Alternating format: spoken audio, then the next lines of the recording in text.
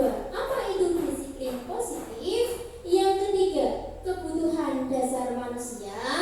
Yang keempat, motivasi perilaku manusia. Yang kelima, posisi kontrol restitusi. Kemudian keyakinan klaus dan penerapan segitiga restitusi.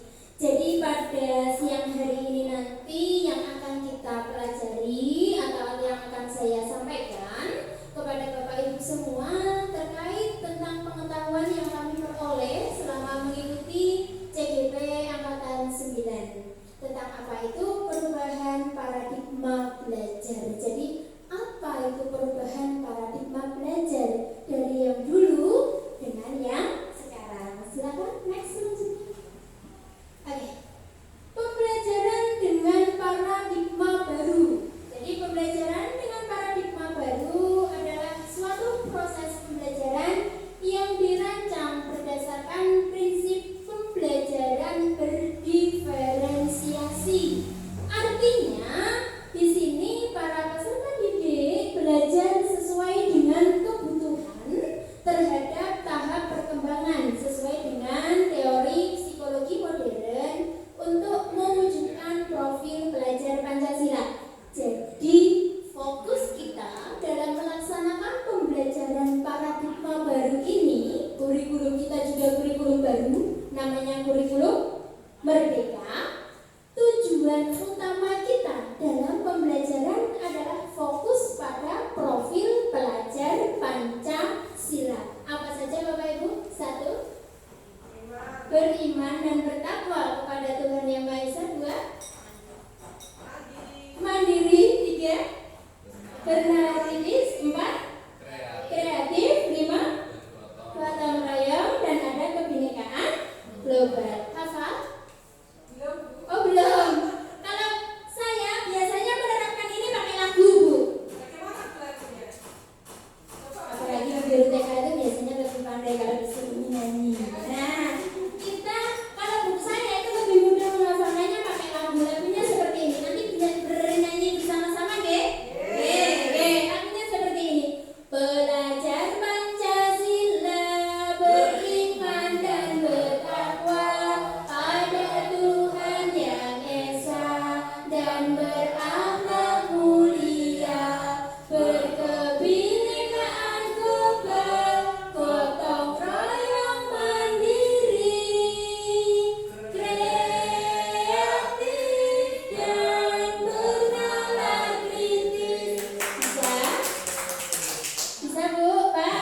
Bisa, kita nyanyi bersama-sama dulu. Yuk, 3, 2, 1. Belajar Pancasila, beriman dan bertakwa pada Tuhan Yang Esa dan berakhlak mulia, berkebinekaan global, gotong royong mandiri, kreatif dan bernalar kritis. Oke, tepuk tangan untuk kita semua. Terima kasih. Ini biar lebih mudah. Jadi kalau kita saat mengajar atau saat kita ada di kelas, supaya kita lebih paham dimensi mana yang mau kita terapkan pada anak didik kita.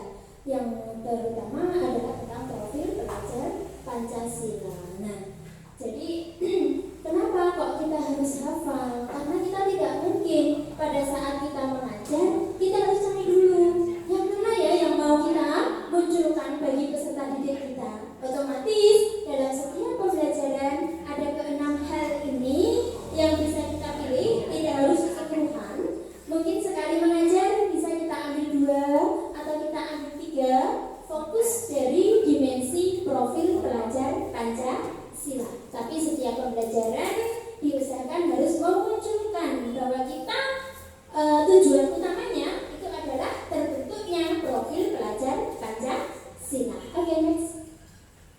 Nah, disiplin positif. Kalau di sini disiplin itu berasal dari kata disiplin yang berarti belajar, di mana disiplin itu mengacu pada disiplin diri yang memiliki tanggung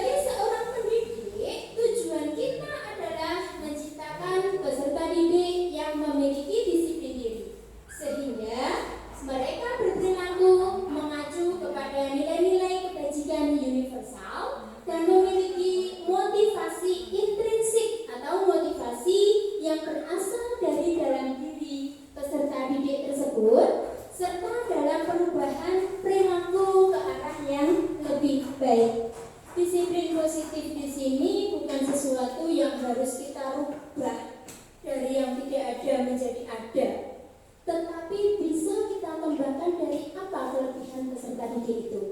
Kita kembangkan sehingga menjadi perilaku yang lebih baik. Setiap orang sejelek apapun pasti dia punya sisi baik. Nah, disinilah disiplin positif ini kita tanamkan supaya peserta didik yang mungkin nilai-nilai kebijakan, nilai-nilai kebajikan universal yang ada dalam dirinya itu masih samar-samar menjadi muncul ke permukaan dan menjadi suatu kebiasaan yang mewujudkan disiplin positif. Itu tugas kita. Kita sebagai seorang penuntun, kita sebagai seorang fasilitator, kita harus bisa menjembatani bagaimana seorang peserta didik mampu melahirkan disiplin positif dalam dirinya. Oke, next. Nah, seperti tadi yang saya sebutkan, mewujudkan nilai-nilai kebajikan. Sebenarnya apa itu nilai-nilai kebajikan? Nilai-nilai kebajikan adalah sifat positif manusia yang merupakan tujuan mulia yang ingin dicapai oleh setiap individu. Nilai-nilai tersebut bersifat universal dan lintas bahasa, suku, bangsa, agama maupun latar belakang. Namanya saja nilai-nilai kebijakan atau nilai-nilai kebajikan. Jadi nilai-nilai ini berada dalam setiap diri individu, setiap diri peserta didik kita. Mereka pasti punya dasar nilai-nilai kebajikan yang bisa diterapkan dimanapun mereka berada. Hanya terkadang kita atau mereka sendiri itu bagaimana memunculkan nilai-nilai kebajikan yang ada dalam diri mereka, itu yang perlu kita bantu sebagai seorang pendidik. Nah, dengan kita nanti mengaitkan nilai-nilai kebajikan yang ada, kebajikan universal, itu kita kaitkan dengan motivasi intrinsiknya sendiri yang ada dalam dirinya peserta didik, maka akan klop, akan menyatu, sehingga nanti dapat menggerakkan motivasi dalam diri mereka untuk mencapai tujuan yang diinginkan. Jadi dari dia punya karakter positif apa, ditambah dengan nilai-nilai kebajikan, itu nanti yang akan menggerakkan motivasi dalam diri mereka untuk mencapai tujuan yang mereka inginkan. Itu. Kemudian yang ketiga, nilai-nilai kebajikan yang ingin dicapai oleh setiap anak Indonesia kita kenal kembali dengan nama profil pelajar Pancasila. Jadi nanti nilai-nilai kebajikan yang akan kita temukan di sini kembalinya adalah pada profil pelajar Pancasila. Nah, sebelum ke pembahasan selanjutnya, kita mengenal yang namanya kebutuhan dasar manusia. Setiap manusia pasti punya kebutuhan, betul? Betul. Kira-kira kalau kebutuhan kita tidak terpenuhi, apa yang akan terjadi?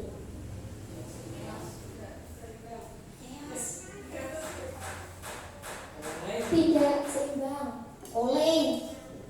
Kalau kita punya kebutuhan dasarnya saja tidak terpenuhi, kira-kira bisa nggak kita melakukan sesuatu yang lebih lagi? Tidak. Jadi kita harus memenuhi kebutuhan dasar. Sama Bapak Ibu, sama seperti anak kita. Mereka juga punya yang namanya kebutuhan dasar manusia yang ingin dipenuhi. Kalau mungkin mereka nakal, suka ganggu temannya, mungkin dia memang senang mengganggu temannya karena ingin memenuhi kebutuhan dasarnya, kesenangan. Anak-anak suka buat jangkos. Kalau jangkos itu anak-anak bisa belajar enggak? Tidak. Kenapa? Mereka ingin memenuhi kebutuhannya, kebebasan. Senang bisa bermain bersama teman-temannya, senang gak dapat pelajaran. Nah, gitu. Ada juga kadang peserta didik kita mau kemana saja, kita mungkin ini biasanya anak-anak TK ya, berendot sama bapak ibu gurunya, sama guru, Bu, gendong Bu, ikut Bu. Mungkin karena dia membutuhkan rasa kasih sayang. Oh iya, sini. Mungkin di rumah gak pernah digendong sama ibunya.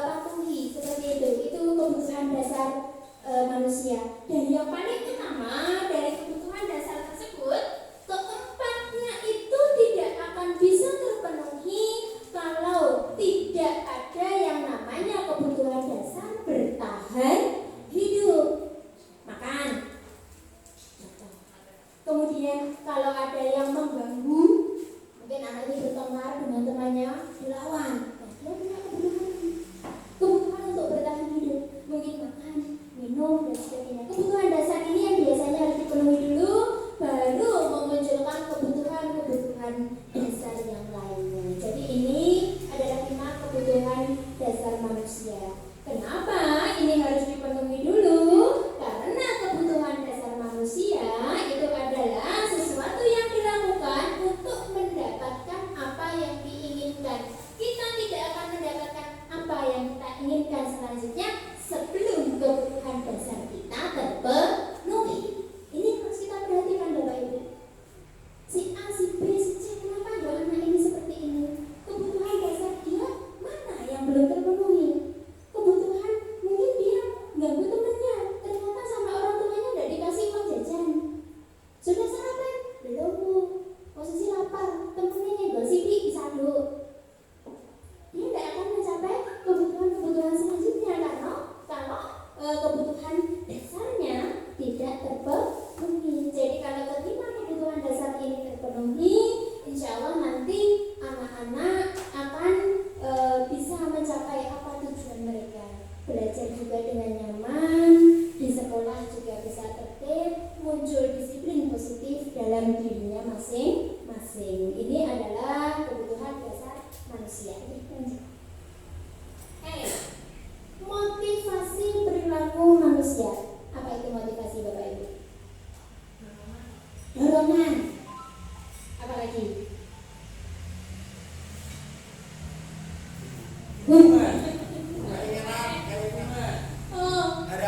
Harapan. Oke. Ada lagi mungkin tujuan gitu ya. Apa yang ingin diraih sehingga menimbulkan motivasi. Motivasi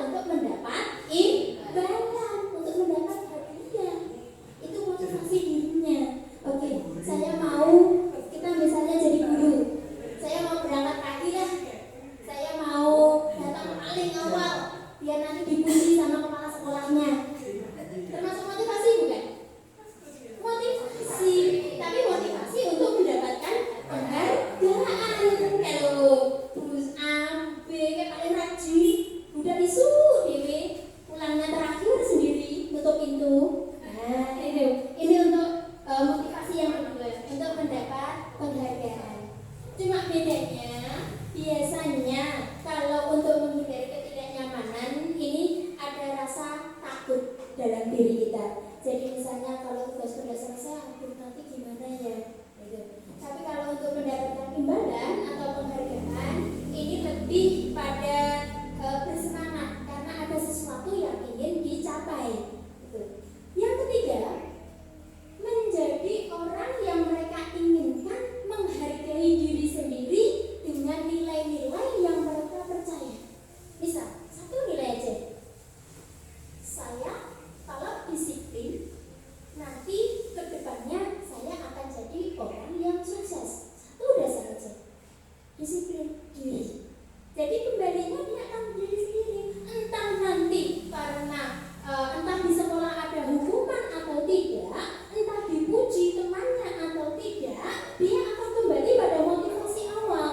Oh, saya nanti kalau disiplin, saya pasti akan jadi orang yang sukses. Saya akan menjadi pribadi yang baik. Jadi di sini menghargai diri sendiri, keyakinannya yang ada dirinya sendiri. Jadi misalnya kita tidak tepat waktu, kita akan merasa nggak enak. Aduh, ini bukan diri saya. Misalnya kita melanggar peraturan, waduh, itu bukan saya. Bukan untuk mendapatkan penghargaan, tapi merasa bersalah karena tidak bisa menghargai diri sendiri. Ini 3 motivasi perilaku manusia yang ada dalam diri setiap individu. Oke, next.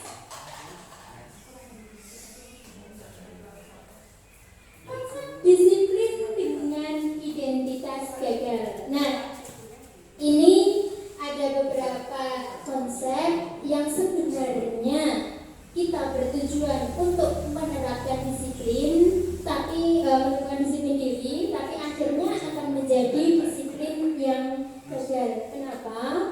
Yaitu ada 2 hal yang kita terapkan, yaitu hukuman dan penghargaan. Yang jelas kalau hukuman semuanya pasti paham. Yang namanya hukuman itu biasanya satu, menyakitkan.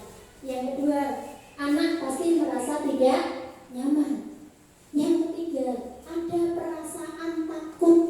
Ini dulu pernah saya terapkan juga, menghukum.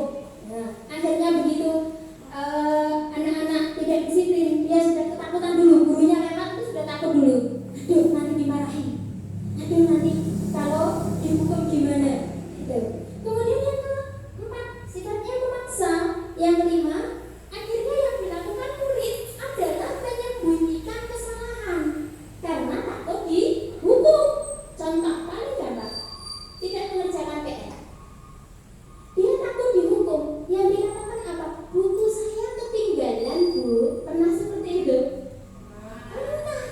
Padahal aslinya dia tidak mengerjakan PR.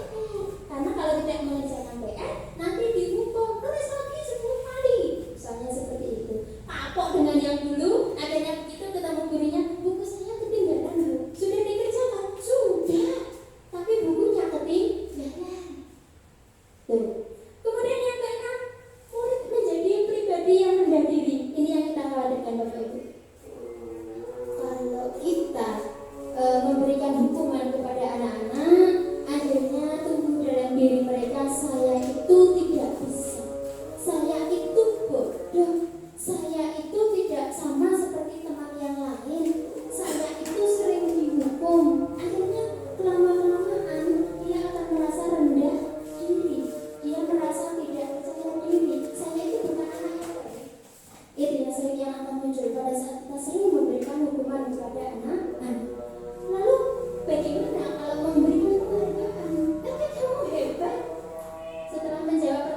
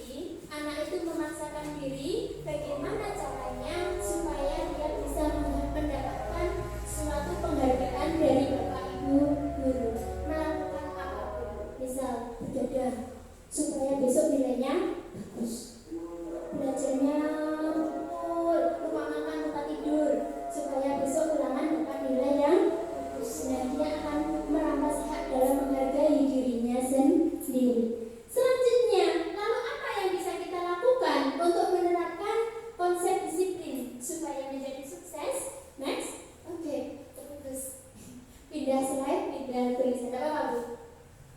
Oke, konsep dengan identitas sukses. Yang pertama, melakukan sebuah konsekuensi. Dan yang kedua adalah restitusi. Apa itu konsekuensi? Konsekuensi itu adalah suatu hukuman atau yang kita berikan, tetapi sesuai dengan apa yang sudah disepakati sebelumnya. Misal, pada jam pelajaran olahraga, jam olahraganya jam pertama, jam 7 pagi. Teman-temannya yang lain sudah pemanasan semua, dia baru datang, sudah lari. Nah, Pak gurunya bilang, ayo kamu lari keliling lapangan 3 kali. Ini namanya konsekuensi.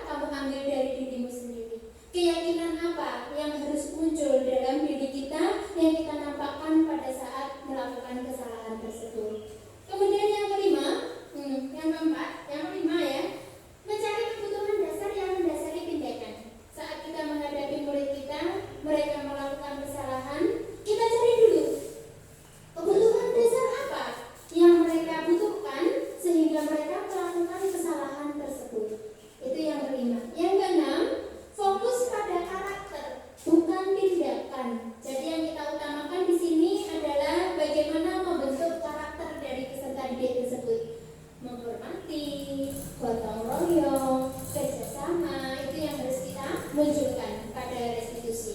Yang selanjutnya, fokus pada solusi. Apa yang bisa dilakukan? Bukan fokus pada kesalahan. Itu yang sering kita lakukan. Jadi selama ini kita lakukannya, kamu itu sudah melakukan melakukan hal ini, hal itu. Kamu harus memperbaikinya. Bukan pada kesalahannya, yang kita fokuskan adalah pada solusinya. Apa yang bisa dilakukan untuk memperbaiki keadaan. Yang terakhir, mengembalikan murid yang berbuat salah pada kelompoknya. Jadi pada saat kita sudah melakukan restitusi, penerapan restitusi ini ada baiknya kita lakukan sendiri. Jadi memanggil murid sendiri untuk kita ajak dialog, untuk kita ajak ngobrol, apa kira-kira yang bisa dilakukan untuk memperbaiki kesalahannya. Setelah itu kembalikan dia pada teman-temannya sehingga tidak muncul istilahnya rasa rendah diri. Oke, kita lanjut. Perbedaan, ini contohnya. Perbedaan yang muncul apa itu pada hukuman, apakah itu termasuk konsekuensi, dan apa itu restitusi. Contohnya kasus anak yang sering tidak mengerjakan PR. Nah, kalau hukuman, misalnya karena tidak mengerjakan PR berdiri di depan kelas 10 menit. Nah, Bapak Ibu gurunya marah. Kenapa kok sering tidak mengerjakan PR? Jangan duduk sampai pelajaran selesai. Akhirnya dia takut, dia malu karena dimarahi gurunya. Kalau konsekuensi, contohnya guru memberikan konsekuensi untuk menulis PR sebanyak 3 kali. Karena tidak mengerjakan PR, tulis lagi di bukumu 3 kali. Atau tulis lagi jawabannya 5 kali. Pernah melakukan seperti itu? Pernah, saya sendiri juga pernah Bapak Ibu. Saya juga pernah. Bagaimana ternyata selama ini baru kita sadari hal itu bukan sesuatu yang baik. Nah, kemudian guru tegas dan menghormati peraturan. Apa kalau di situ menghormati peraturan? Kita sudah punya aturan. Kalau tidak mengerjakan PR, mengerjakan lagi di kelas sebanyak 3 kali. Atau tidak boleh istirahat. Pas istirahat digunakan untuk mengerjakan PR. Konsekuensi memang. Tetapi ini juga akan membebankan pada peserta didik. Kalau dengan cara restitusi, itu yang pertama, guru menanyakan tentang keyakinan kelas dirinya dan membantu murid menyelesaikan masalah. Nah, apa yang bisa dilakukan? Itu biasanya pertanyaan-pertanyaan yang kita buat adalah pertanyaan-pertanyaan yang terbuka, sehingga murid dapat menghormati dirinya sendiri dan juga menghormati orang lain. Nah, ini pada sesi selanjutnya yaitu tentang posisi kontrol guru. Posisi kontrol guru secara garis besar itu ada 5. Yang pertama sebagai penghukum, yang kedua pembuat rasa bersalah, yang ketiga memposisikan diri sebagai teman, yang keempat memposisikan diri sebagai pemantau, dan yang kelima adalah sebagai manajer. Mana yang terbaik? Next. Contohnya seperti ini. Kalau di sini kita memposisikan diri sebagai penghukum, nah ini misalnya ada anak yang datang ke sekolah waktu upacara tidak memakai seragam lengkap, mungkin tidak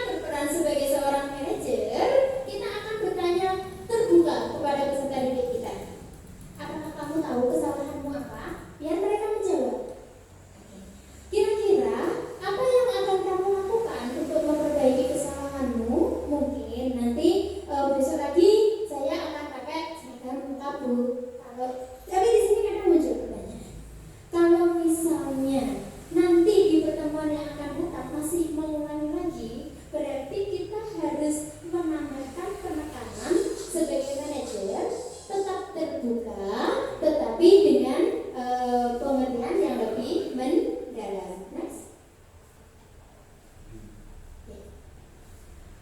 Yang terakhir ada keyakinan kelas. Ya, masih banyak sekali ternyata. Keyakinan kelas. Pertanyaan yang muncul, mengapa kok tidak peraturan kelas saja? Kenapa harus keyakinan kelas? Ternyata kalau peraturan itu contohnya seperti ini. Next, nah, mengapa kita tidak memiliki peraturan? Mengapa kita memiliki peraturan harus menggunakan helm bila mengendarai roda dua? Ini peraturan. Karena berasal dari pemerintah, bukan dari diri kita sendiri yang memunculkan diri kita sendiri. Kita harus pakai helm biar selamat, bukan. Tetapi ini dari pemerintah, jadi harus kita ikuti. Itu yang namanya peraturan. Hanya dari satu arah, tidak ada pertimbangan dari siswa kita atau tidak ada pertimbangan dari anak-anak kita, kolaborasinya tidak ada. Jadi hanya berasal dari guru yang diterapkan kepada siswa. Itu peraturan. Beda dengan keyakinan. Next. Ya. Dalam pembuatan keyakinan kelas itu dimulai dari awalnya peraturan-peraturan. Memang kalau peraturan itu biasanya pakai bahasa yang negatif. Tidak boleh membuang sampah sembarangan, tidak boleh ramai saat pelajaran, tidak boleh mencoret-coret tembok, atau tidak boleh. Itu yang namanya peraturan. Kemudian kita ubah menjadi kesepakatan kelas dengan diubah menjadi kalimat yang positif. Misal, tidak boleh terlambat, kita ubah dengan kata datang tepat waktu. Tidak boleh ramai pada saat pelajaran, kita ubah menjadi tertib pada saat mengikuti pelajaran. Lalu apa ciri-cirinya dari keyakinan kelas? Nah, keyakinan kelas itu kalau dibanding dengan peraturan sifatnya lebih abstrak. Itu yang pertama. Yang kedua, berupaya pernyataan universal atau pernyataannya bersifat luas, tidak terbatas hanya pada kalimat tertentu. Dibuat dalam bentuk kalimat yang positif. Kemudian yang keempat, ini yang penting sedikit saja agar mudah diingat. Jadi kalau membuat keyakinan kelas jangan terlalu panjang. Kita singkat saja. Misal, menghormati sesama, bertanggung jawab. Jadi anak-anak lebih mudah mengingatnya. Nanti rinciannya seperti apa? Tetap kita buatkan. Asalnya dari mana? Dari peraturan-peraturan itu. Kita lanjut. Sesuai dengan kondisi kelas, sekolah dan sekolah akan mudah diterapkan. Jadi mungkin peraturan kelas dari satu kelas dengan kelas lain bisa, keyakinan kelas itu bisa saja berbeda. Dari satu kelas, dari satu sekolah dengan sekolah lain, mungkin nanti muncul keyakinan juga yang berbeda.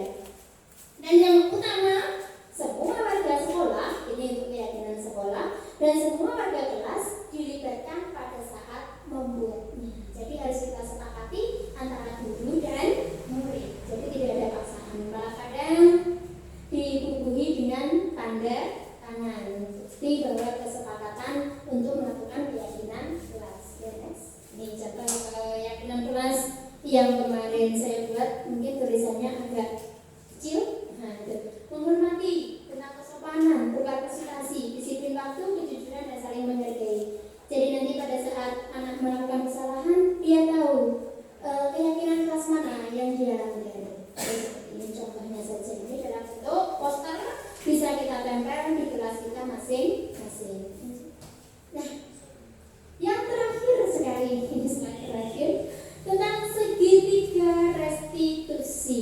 Segitiga restitusi merupakan sebuah strategi yang dapat dilakukan sebagai proses menciptakan kondisi menuntun murid untuk memperbaiki kesalahan-kesalahan yang telah mereka lakukan.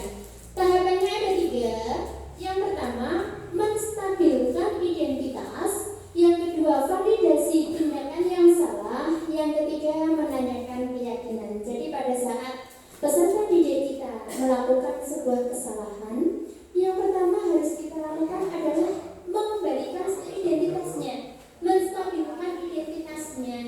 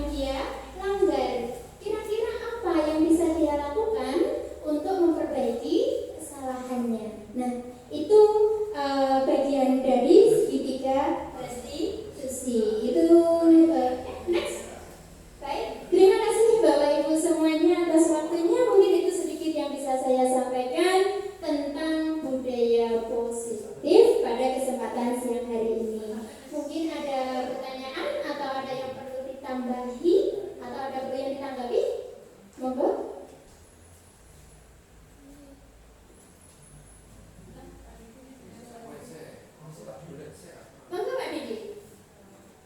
Ditambahkan boleh Pak, mungkin ada yang saya sampaikan tadi ada yang kurang pas bisa ditambahi karena tanya tadi kita di sini saling belajar, bukan saling menggurui. Monggo. Saya cobakan Bu.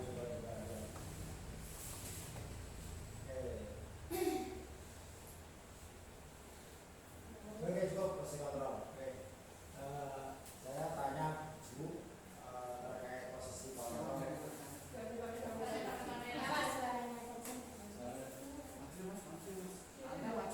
Ya, silakan. Monggo lanjut. Ya. Kedengaran Pak dari depan. Oke, posisi kontrol seorang paling tepat tadi yang diterangkan kan manajer. Nah, bagaimana kita itu dari awalnya kan mungkin saya ini masih pemarah ya, jadi rasa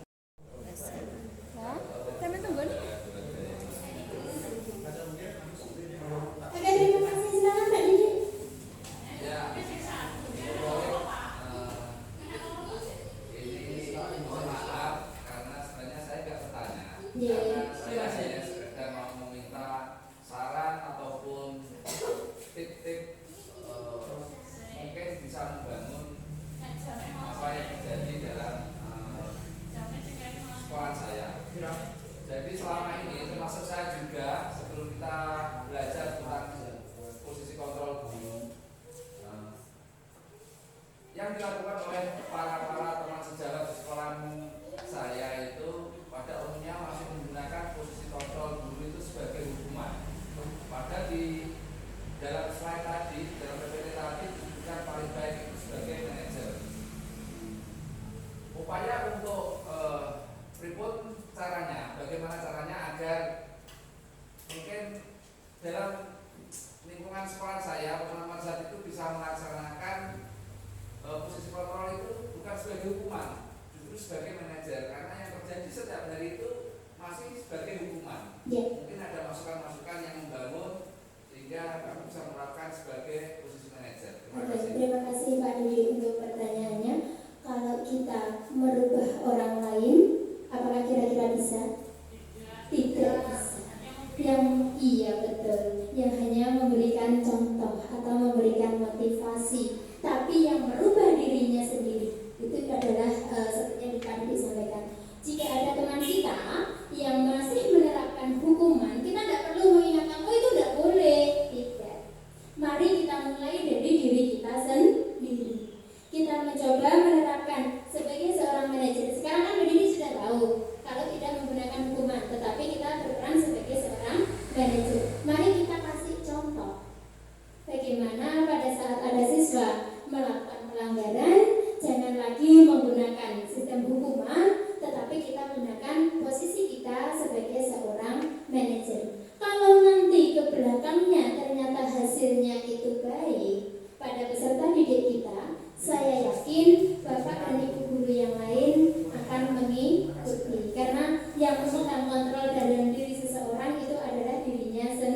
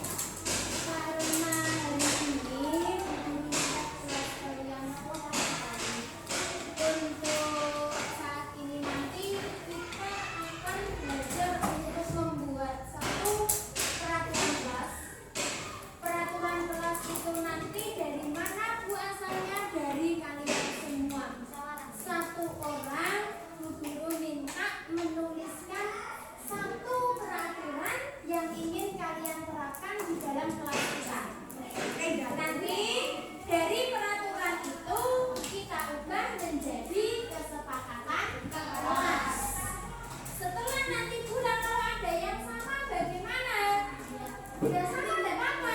Antara lari sama punyanya Audi sama isinya sama. Udah apa? Nanti kita kelompokkan, kita ambil nilai-nilai yang global, nilai-nilai yang umum, kemudian kita jadikan menjadi yang namanya keyakinan kelas. Nah, keyakinan kelas itu dipakai untuk apa? Keyakinan kelas itu nanti dipakai untuk pedoman kita selama kamu ada di kelas 5. Jadi keyakinan itu yang harus kita taati bersama, yang harus kita patuhi bersama sampai nanti naik ke kelas 6. Paham? Paham? Ada berapa yang harus ditulis peraturannya? 1 orang cukup 1. Peraturan saja. Kira-kira kamu pengennya kelasmu seperti apa? Contohnya, ada yang mau memberi contoh? Aku mau. Siapa aku? Mulai. Oke. Ketika pulang sepatunya tidak boleh dibawa atau ketika pulang sepatu harus dipakai. Contohnya seperti itu. Yang lain silakan seperti apa boleh, pokoknya demi kelas 5. Paham? Oke, nanti satu-satu silakan tuliskan. Tidak diberi nama tidak apa-apa, tetapi harus diingat tadi yang ditulis apa.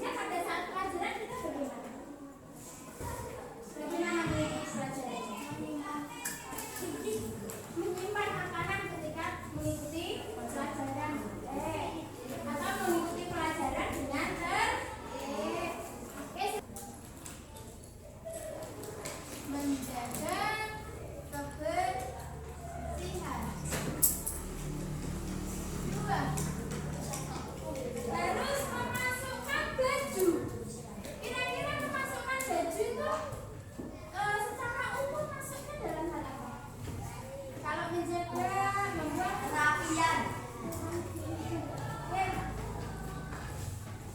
berarti harus rapi atau menjaga kerapian. Mudah diingat. Ya. Kalimatnya jangan panjang-panjang biar kamu nggak lupa. Menaikkan kursi di meja ini tujuannya untuk apa? Nanya aku bener. Nyapu ben-bena. Berarti maksudnya adalah menjaga kebersihan. Kelas bersih. Menjaga kelas supaya bersih. Sama dengan menjaga kebersihan? Sama.